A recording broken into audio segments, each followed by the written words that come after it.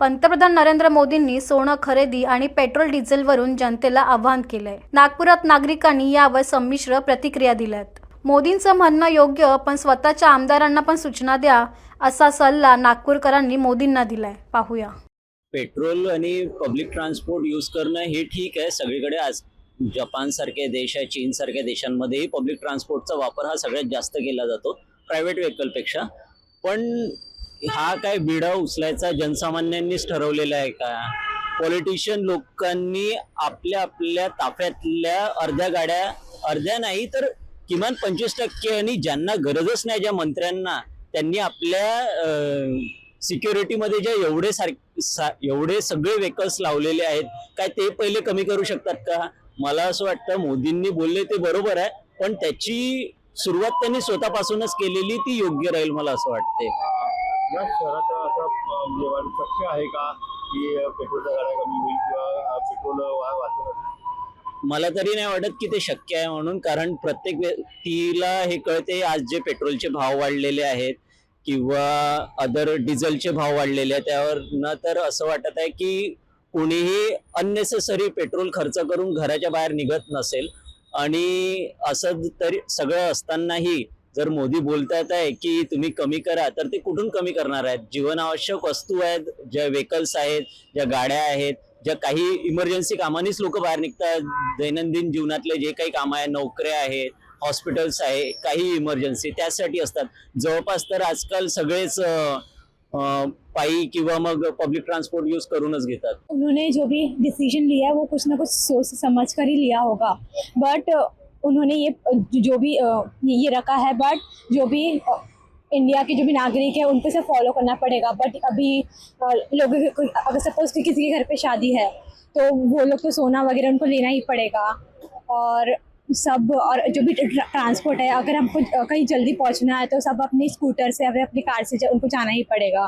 तो इसलिए अच्छा है, बट लोगों को फॉलो करना भी थोड़ा मुश्किल जाएगा।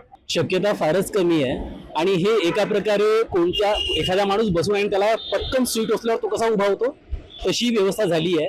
तर हे सर्व बोलत असताना ते ज्या पदावर आहे त्यांनी या सगळ्या स्थितीचा विचार न करता हे वक्तव्य केलं असं मला वाटतं। कारण की हे सर्व बोलताना त्यांनी एका वर्षासाठी सोनं खरेदी करू नका असं देखील म्हटलं आहे। आणि हे सर्व बोलत असताना त्यांनी जे सर्राफा व्यापारी आहे भारतातले त्यांना विश्वासात न घेता हे वक्तव्य केलंय। आणि अशाच प्रकारे पेट्रोल म्हणा, वर्क फ्रॉम होम म्हणा, वर्क फ्रॉम होम म्हणजे एका अर्थाने हे आपल्याकरता जरी चांगलं असलं तरी पण जी आजूबाजूचे छोटे मोठे व्यापारी आहे, चहा पिणारे, काही करणारे, यांच्यावर तो बर्डन जातं, यांना ग्राहक भेटत नाही आणि अशाने मग अर्थव्यवस्था मंदावते। हे सगळे विचार न करता मला वाटतं त्यांनी वक्तव्य केलं आहे। पण आता जे आहे ते आहे, आपण काही करू शकत नाही, सत्ता ते बरोबर।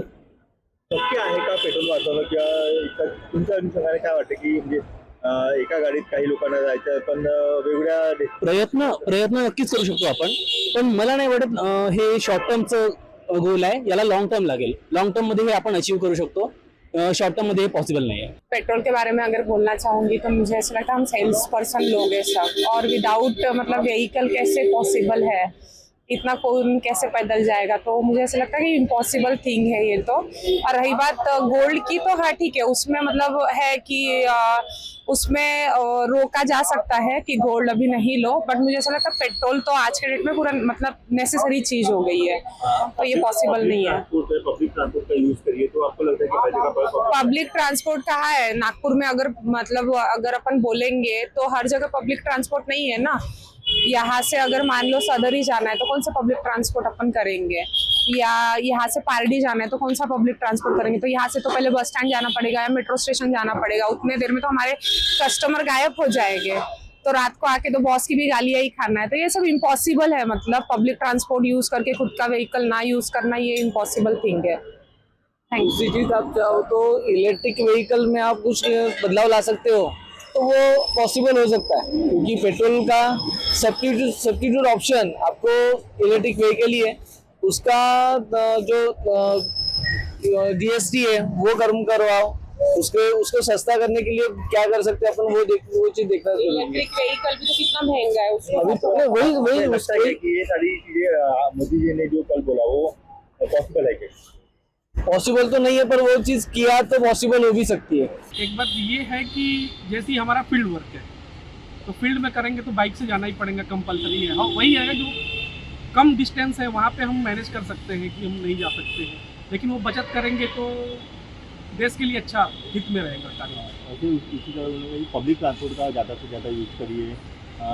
क्या लगता है नहीं, करना चाहिए। उससे क्या रहेगा, देश हित की बात जहाँ पे आती है सबको एक साथ होकर वो कार्य करना चाहिए और पेट्रोल डीजल का कम से कम यूज करना चाहिए। नहीं तो उसके लिए फिर अपने ट्रांसपोर्टिंग सिस्टम, अगर डीजल पेट्रोल का रेट बढ़ता है तो हर एक चीज़ के ऊपर, अपने घर गृहस्थी के ऊपर वो सब रेट बढ़ना, तेल पे, नमक पे या आटा चावल सब पे रोजाना की वस्तुएं जो उपलब्ध होता है उस पे एसेंशियल वस्तुओं पे अपना रेट बढ़ के आएगा, क्योंकि पेट्रोल डीजल का रेट बढ़ता है। आपको क्या लगता है कि मोदी जी ने जो कहा वो सच में हो सकता है या मोदी जी ने तो आज कहा है, लेकिन हमें ये पहले से ही करना चाहिए।